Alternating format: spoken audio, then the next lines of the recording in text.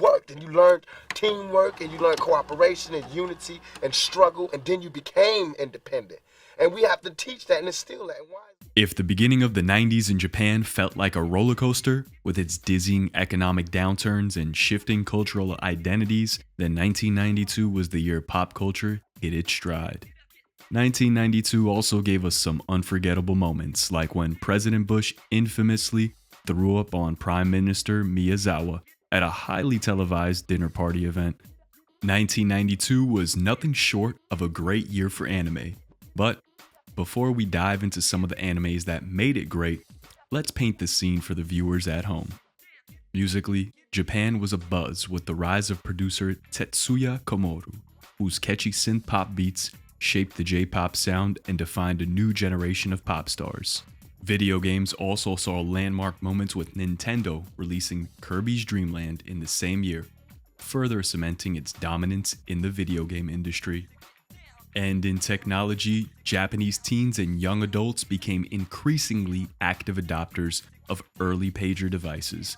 These devices, called pocket bells, would show us an early glimpse of the always-on mobile communication revolution we'd soon experience later in the decade, and how it would reshape youth culture.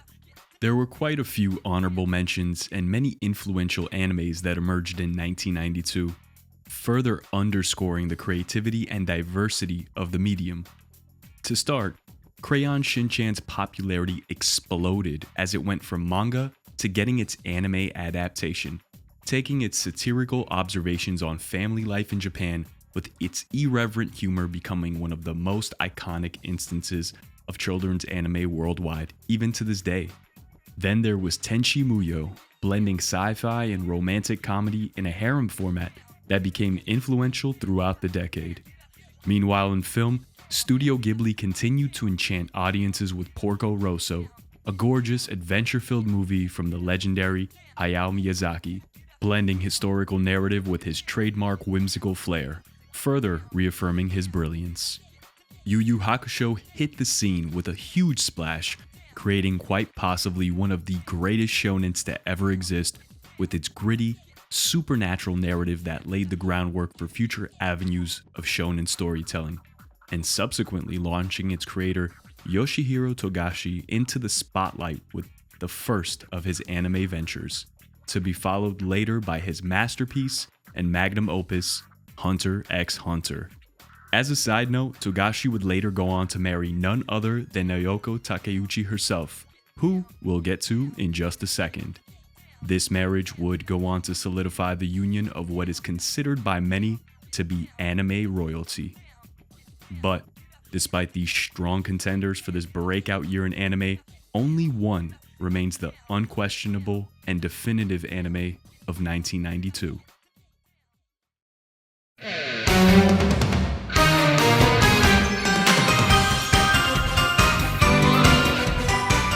In the world of anime, nothing in 1992 was quite as revolutionary as Sailor Moon.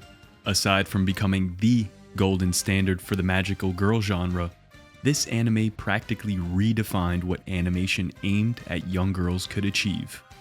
Sailor Moon was the original creation of Naoko Takeuchi, a young, ambitious, and highly talented manga artist who got her start drawing shoujo, the genre of manga aimed at girls.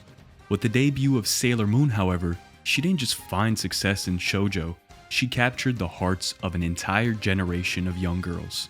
In fact, when Sailor Moon premiered in March of 1992, it didn't just appear on the scene as another magical girl anime, it literally became a pop culture phenomenon almost overnight. First created as a manga in Nakayoshi magazine in December of 1991 and adapted into anime by Toei Animation, Sailor Moon revolves around Usagi Tsukino, a seemingly ordinary, slightly clumsy teenage girl who, with the help of Luna, a magical cat/mentor, discovers that she's actually the reincarnation of Sailor Moon, a guardian of love and justice. Alongside her fellow Sailor Scouts, Usagi battles the evil Queen Beryl and the Dark Kingdom while balancing her life as a normal teen girl with all the relatable troubles of one. But what made Sailor Moon really touch the hearts and minds of its viewers was how it blended traditionally feminine aesthetics, sparkly outfits, emotional vulnerability, and the themes of friendship and romance with the high energy, action packed storytelling typically reserved for male targeted animes or shonens of the era. Before Sailor Moon, anime targeted at girls rarely strayed into genuine action territory, often relegated to romance, interpersonal drama, and slice of life animation styles.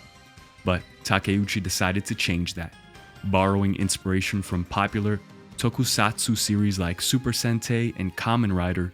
She introduced dramatic, hyper-stylized transformation sequences reminiscent of typical shonen anime power-ups. This blend of action, fashion, and drama became a novel and groundbreaking precedent for the shoujo genre for decades to come. As journalist Jessica Hemmings noted, Sailor Moon's transformation sequences weren't just flashy, they symbolized empowerment, visually representing how femininity itself could be powerful. Sailor Moon redefined the magical girl anime in dramatic fashion, and in turn became a universal reference point for the genre itself, inspiring countless shows, comics, and even Western cartoons that borrowed heavily from its formula. By creating heroes who embrace their feminine without compromise, Sailor Moon forever altered perceptions about entertainment for young girls in animation, paving the way for more inclusive, empowering, and diverse storytelling. Not often mentioned, but equally as important in Sailor Moon's legacy, was its merchandising success. It single-handedly transformed anime economics off its merchandising sales alone. The global merchandising empire it spawned proved that anime could be immensely profitable internationally, setting the stage for the modern anime marketplace. These would later include action figures, costumes, video games, school supplies, you name it, Sailor Moon had it, and it was on a shelf coming to a retail store near you. But ultimately, Sailor Moon defined 1992 because it symbolized a cultural shift, not just in anime, but in how we perceive gender roles, fandom, and media as a whole. It dared to imagine a world where girls could save the day, where friendships and emotions were just as powerful as martial arts and laser beams, and where love, vulnerability, and the glittering conviction of girl power is the strongest force in the universe.